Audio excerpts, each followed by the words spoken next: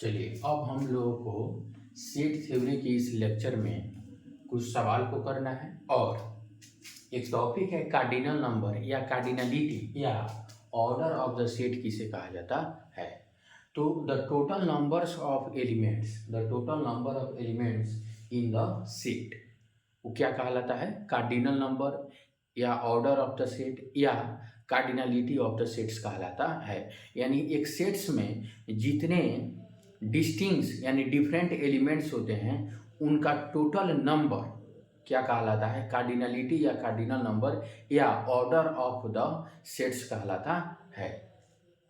Represented by ओ ए इसको क्या पढ़ेंगे, order of the set.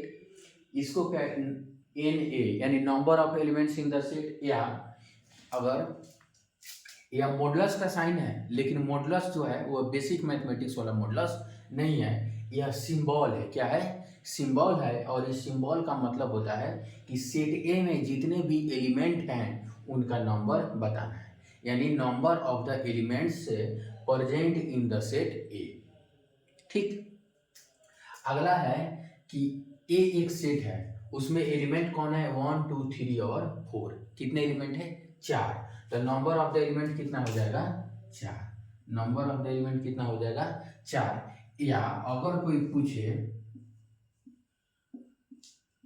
Modulus of ए लिख कर पूछे, इसको पढ़ेंगे नहीं मॉडुलस ऑफ ए, लेकिन यदि ऐसा पूछे तो क्या बताएंगे, इसका भी आंसर क्या होगा, 4। या अगर कोई बोले कि ऑर्डर ऑफ ए कितना होगा तो अभी भी हम क्या बताएंगे, 4। क्या बताएंगे, 4।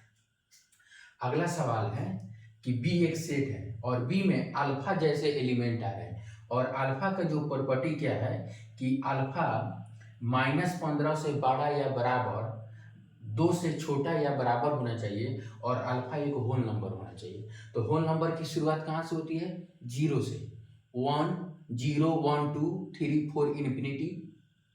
यह -15 है तो इसमें कौन कौन एलिमेंट आएंगे, 0 आएगा, 1 आएगा और 2 आएगा। कौन कौन आएगा, 0 आएगा, 1 आएगा और 2 होगा।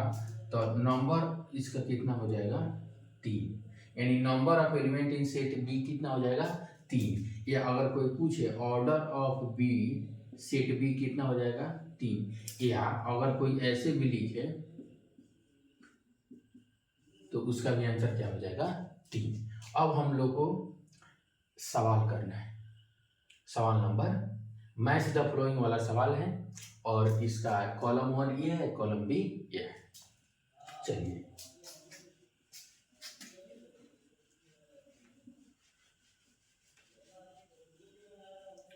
सवाल नंबर 1। सवाल नंबर 1 क्या है,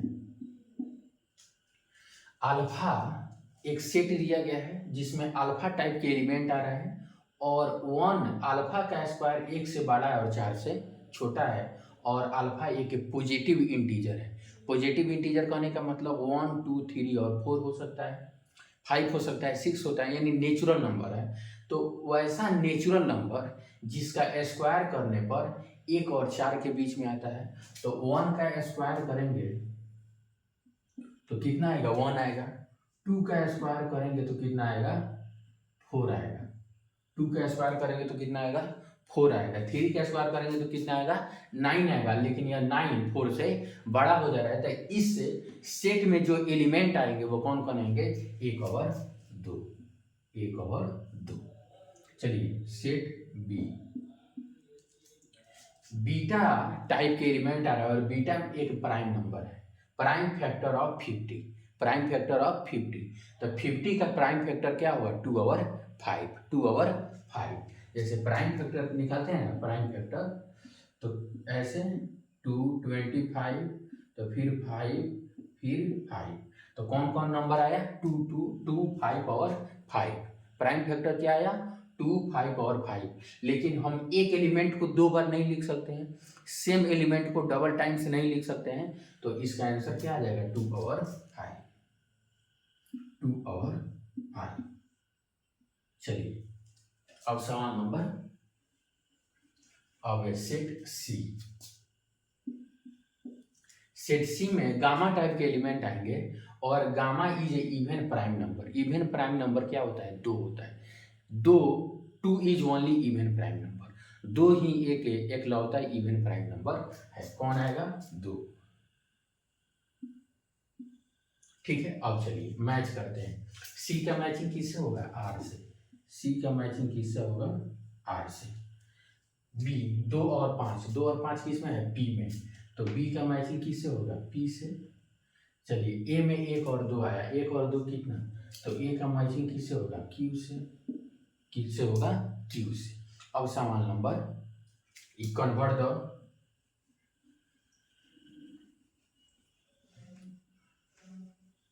अब सवाल है कि sorry, convert into set builder form. Set builder form यानी प्रॉपर्टी वाला फॉर्म। कैसे? 1 2 3 4, 1 2 3 और 4, 1 2 3 4। और इसको सेट बिल्डर फॉर्म में लिखना है। तो लिखेंगे कि ए एक सेट है और इसमें एक्स टाइप के एलिमेंट आते हैं और एक्स जो है 0 से बड़ा है, 5 से छोटा है। क्या है? 5 से छोटा है और एक्स एक नेचुरल नंबर है। एक्स एक नेचुरल नंबर है। तो 0 से बड़ा, 5 से छोटा नेचुरल नंबर कौन कौन होता है? 1 2 3 और 4। इसको एक तरीके से और लिख सकते हैं, एक्स से बिलोंग्स टू -5 से 4, -5 से 4, -5 से 4। और x जो होना चाहिए एक नेचुरल नंबर होना चाहिए। x जो होना चाहिए कि यानी x इस इंटरवल में -5 to 4 क्लोज इंटरवल में आने वाले नेचुरल नंबर को लिखना है। ठीक है, आगे देखिए। एक प्रॉपर्टी ए भी हो सकता है, x - 1, x - 2, x - 3 और x - 4। तो इसका मान क्या आएगा? 0। 0 इसका लिखना है। क्या लिखना है? 0 लिखना है। तो x - 1 बराबर 0 करने पर x बराबर 1 आएगा। क्या आएगा? तो इसमें क्या आएगा? x बराबर 1 आएगा, 2 आएगा, 3 आएगा और 4 आएगा। तो एक property, 2 property, third property, 3 property के रूप में हम लिख दिए।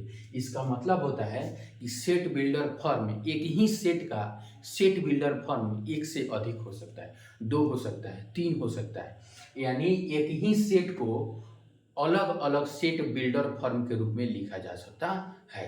अलग अलग सेट बिल्डर फॉर्म के रूप में लिखा जा सकता है। Thank you for watching this video.